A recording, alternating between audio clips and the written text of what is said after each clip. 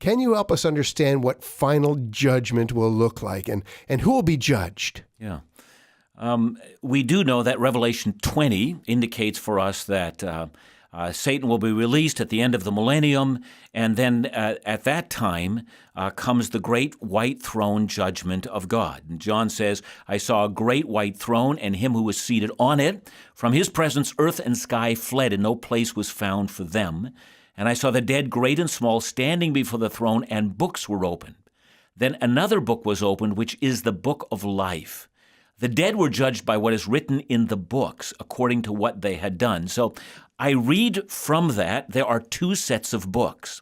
One is a book which records the deeds of every single human being, and nothing that we have done will go unnoticed, whether small or great. The things that we have left undone, the things that we thought in the secret recesses of our hearts, every single action is recorded. And we are judged, and everyone will be found fallen short. The other book that is there is the book of life.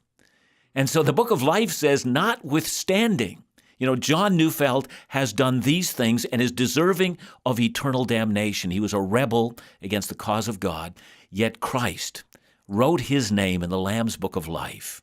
And because he belongs to Christ, Christ claims his own. That we do know. But I want to also say something to believers, because many believers have wondered, since this is also a judgment unto believers, what should happen there? And from my best reading of that passage, it teaches us that this is a judgment unto rewards. And so there will be some who will receive a great reward and some a lesser reward based upon their faithfulness. And so there is that kind of a judgment yet coming for believers as well. And so we must take that into account and see it in a sober light, but nonetheless not in a fearful light, because our condemnation is removed in Christ. Yeah, because there's really two questions come to mind. One is the whole fear factor. Should I be afraid? Ben, I've said something, and sometimes people have taken me to task for this, but I'm belligerent about this thing, and that is, I believe in the final day, let it be told, every sin that John Neufeld has committed, let it be put on the biggest billboard so that the universe can see. And when that is thoroughly told, it will become clear how magnificent is the grace of Jesus that was poured out on me. Because for someone as vile as I, yet the blood of Christ covered that as well. So I don't fear the revelation of all my sin if it brings greater glory to Christ, Amen. Which it will do. So there is also our salvation. Yeah. The other thing in respect to what you said is this whole idea about reward. And that gets in the craw of some Christians, that whole idea that somehow some of us might be treated differently than others or get more than others.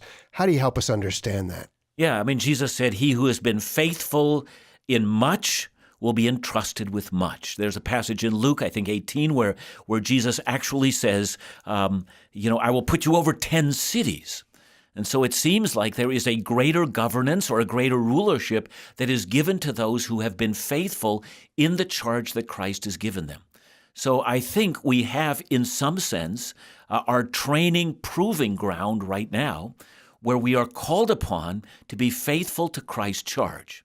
And then, of course, the passage that we are all aware of, where Paul speaks of wood, hay, and stubble from 1 Corinthians chapter 3. And so some believers will find that all their works will be burned up because they've done nothing of lasting value or for the glory of God, and yet they've trusted in Christ unto salvation.